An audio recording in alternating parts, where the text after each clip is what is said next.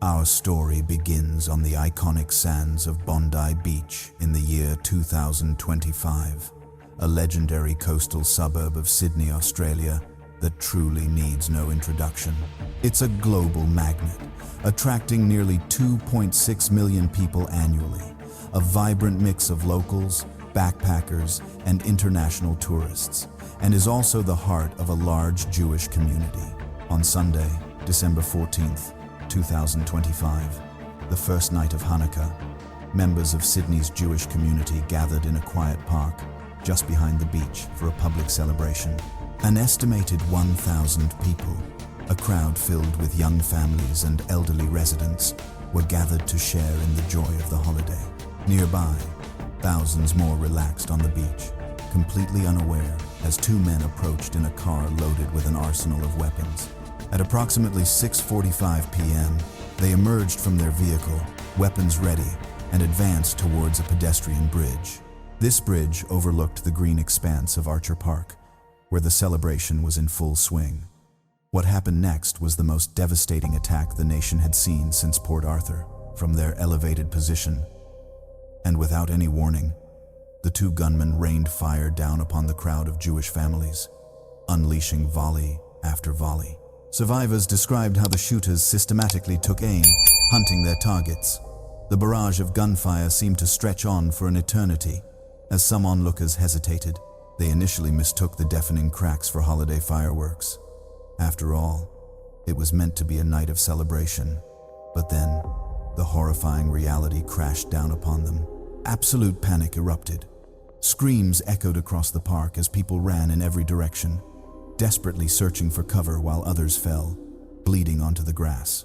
The harrowing accounts from those who made it out alive paint a vivid picture of the nightmare that erupted in those moments. One witness described the scene as utter carnage. "I saw children being targeted," they recounted. "I saw old people who couldn't run being shot down. This was a massacre. Blood was everywhere. People dropped to the earth or fled for their lives.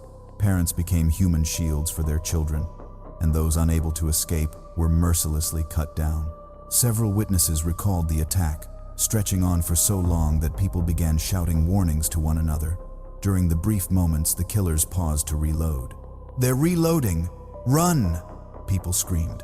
These desperate cries created small windows of opportunity to escape, but some, instead of just running, turned back.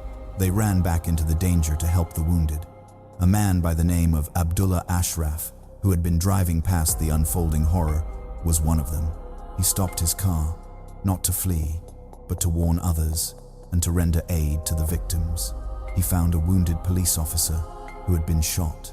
Taking the officer's hand, he fought to keep him conscious until medics could reach them. When the paramedics finally took over, Abdullah himself was covered in blood. A mother, who has chosen to remain anonymous, was also struck by a bullet. Her two young children stood beside her, frozen in terror, as she fought with all her strength to stay conscious for them, desperately trying to soothe her children, whispering assurances that they would be safe. It was in this chaos that one of the night's most unforgettable moments was captured on film, a scene that would soon sear itself into the global consciousness. An ordinary man, Ahmed al-Ahmed, became a symbol of extraordinary courage, choosing not to flee but to confront one of the very architects of this terror. By trade, Ahmed was a local fruit vendor. That day, he was simply enjoying a coffee with a friend in Bondi when the idyllic scene was shattered by gunfire, and he found himself a witness to unspeakable carnage. As chaos reigned, Ahmed saw a flicker of an opportunity, a chance to fight back. He watched as one of the assailants stepped off the bridge, seeking the cover of a tree to reload his weapon. Without a moment's hesitation, Ahmed charged forward from behind. A blur in a white shirt, he threw himself at the gunman, grappling for his arms and neck in a desperate lunge. He locked the assailant in a powerful bear hug, violently tearing the long firearm from his grasp. For one heart-stopping second, Ahmed turned the weapon back on its owner, forcing the now disoriented killer to stagger back in shock. The tension in that moment was palpable. This one man's selfless bravery undoubtedly saved countless. countless lives. But such heroism came at a terrible price. As Ahmed wrestled with the first attacker, the second, positioned strategically on the footbridge with his own rifle, saw his opportunity. He took aim. Witnesses recount the horrific succession of shots, approximately 4 or 5 bullets tearing into Ahmed's body, inflicting devastating injuries. With Ahmed neutralized, the gunman he'd tackled scrambled back to the bridge to rejoin his accomplice. Yet, even in the face of such brutality, more heroes emerged from the chaos. A lifeguard, while gunfire echoed around him, spotted a person in the water, panicking and unable to make it back to shore. With complete disregard for his own safety, the lifeguard plunged into the water, fully aware that at any moment he could become a target, and pulled the struggling individual to safety, his mission to save a life, even at the risk of his own. Elsewhere, another woman's gaze fell upon a small child, separated from her parents, standing alone and utterly petrified. Instinctively, this stranger used her own body as a human shield, protecting the little girl she had never met from the volley of bullets. And still, the assault raged on. A flood of desperate calls inundated emergency services, and the police response was swift and decisive. Within mere minutes, heavily armed officers began converging on the location, fearlessly advancing into the line of fire to engage the assailants. Tactical units established positions surrounding the footbridge, and an intense firefight erupted between law enforcement and the gunmen. The battle was fierce, but ultimately, the police gained the upper hand. Approximately 11 to 15 minutes after the horror began, both attackers were neutralized by police fire, bringing the terrifying assault to an end. One of the assailants was taken down by a precision shot from a police sniper, succumbing to his injuries at the scene. His partner was struck by multiple rounds and collapsed. He was incapacitated, the threat finally over. Officers cautiously advanced to secure the weapons, aware that while the rampage was stopped, one of the killers was still clinging to life. Police were forced to administer immediate first aid before placing him under arrest as medics swarmed in. But the moments after the gunmen were neutralized were pure chaos. Civilians, having just survived an absolute nightmare, began to emerge from their hiding spots. Some paralyzed by shock, others overcome with rage. In one dramatic scene captured on video, a furious bystander vaulted onto the very footbridge where the neutralized attackers lay.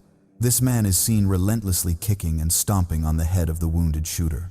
Officers quickly intervened, pulling the man away and securing the attacker to prevent any further acts of vigilante justice. The tension was, and remains, at a breaking point. The lone surviving killer was rushed to a hospital under a heavy armed guard as sirens screamed through the night, heralding reinforcements. Ambulances and tactical teams flooded into Bondi, operating under the terrifying uncertainty of additional threats. Within minutes, dozens of officers had established a tight perimeter, forcing back onlookers and sanitizing the scene so paramedics could reach the wounded. Dozens of victims lay on the ground, their lives bleeding away. In the immediate aftermath, police harbored the chilling fear of a potential third accomplice and soon made a horrifying discovery. They found an improvised explosive device inside the attacker's vehicle, which bomb disposal units managed to neutralize safely. By the following day, authorities could finally confirm that the two gunmen had acted alone. As a stunned Australia grappled with this horrific event, investigators began the urgent task of piecing together the identities of the perpetrators and the motives that fueled their monstrous violence. While police initially withheld the suspects' names, by the next morning, the information had been leaked. National media, citing police insiders, had identified the gunmen. Their names were Sajid Akram, aged 50, and Naveed Akram, aged 24. The two assassins were father and son. This deadly pair resided in the western suburbs of Sydney, and right up until their attack, they had lived in complete obscurity. The father, Sajid Akram, had immigrated to Australia in 1998 on a student visa, eventually becoming a permanent resident. His son, Naveed, was Australian-born and raised in Sydney. Naveed earned his living as a bricklayer in the construction trade and was commonly described by those who knew him as a quiet, withdrawn individual. He had no significant criminal history, but authorities would later reveal a startling fact. Naveed had appeared on the radar of intelligence agencies several years earlier. In late 2019, Naveed had appeared on the 2019. Australia's Domestic Security Service had him under investigation for approximately 6 months, looking into his connections with individuals tied to Islamic extremism. At the time, Naveed was thoroughly vetted, and the official assessment concluded that he posed no ongoing threat and showed no signs of leaning toward violence. With the tragic benefit of hindsight, this revelation has sparked intense scrutiny over whether more could and should have been done to monitor or de-radicalize him before he erupted into violence. On paper, Sajid, the father, was a clean slate, no public record of extremist ties. Yet, he was legally armed. Authorities have since confirmed a chilling fact. He'd been licensed to carry a gun since 2015 and had amassed a personal arsenal of 6 firearms. It was weapons from this legal collection that were turned on innocent people in the deadly rampage. While all 6 have now been accounted for, the haunting question remains: what drove them to do this? Although the investigation is still active, the preliminary evidence points overwhelmingly in one direction. This was an act driven by ideology.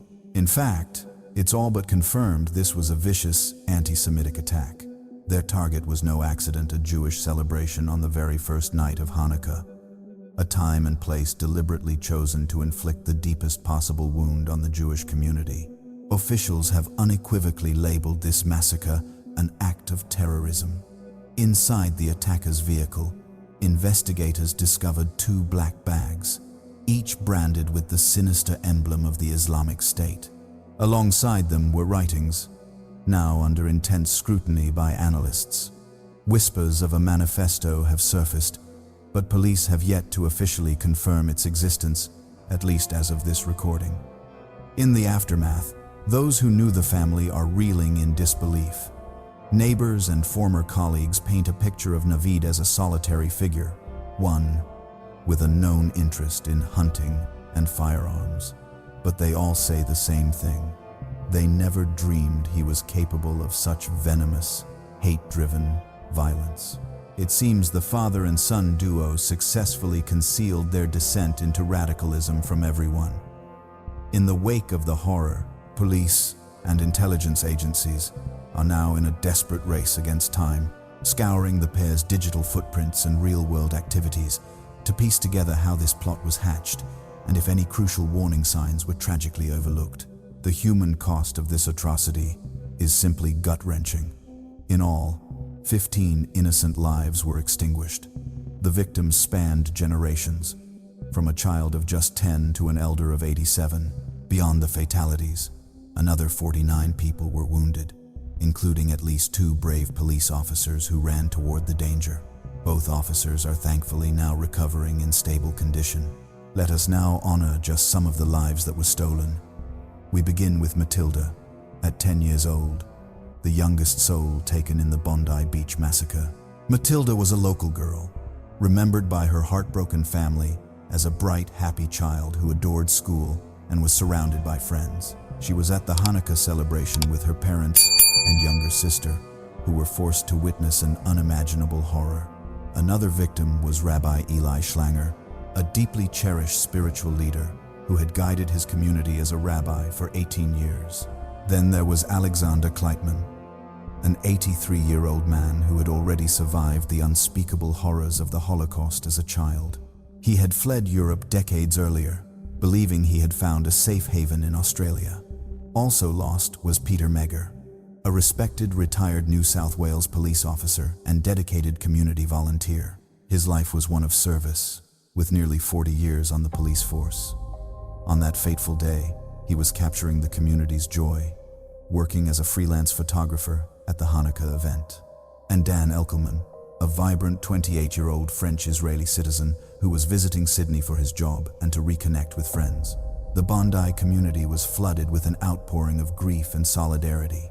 Vigils and memorials lit up the beach as tributes of flowers, candles, and messages grew in honor of the lost and injured. Families are now engulfed in mourning for their parents, siblings, and children. Meanwhile, blood donation centers were met with long lines of people, waiting for hours to help the wounded. From the hospitals, a ray of hope emerged. Ahmed al-Ahmed, the brave man who charged one of the killers and was shot, is thankfully going to be okay.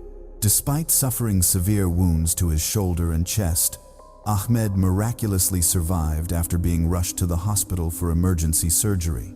His doctors declared that the injuries should have been fatal, but against all odds, Ahmed pulled through. As he recovered, the public rightfully hailed him as the Hero of Bondi. The Premier of New South Wales even visited his hospital bed to thank him personally for his widely praised bravery.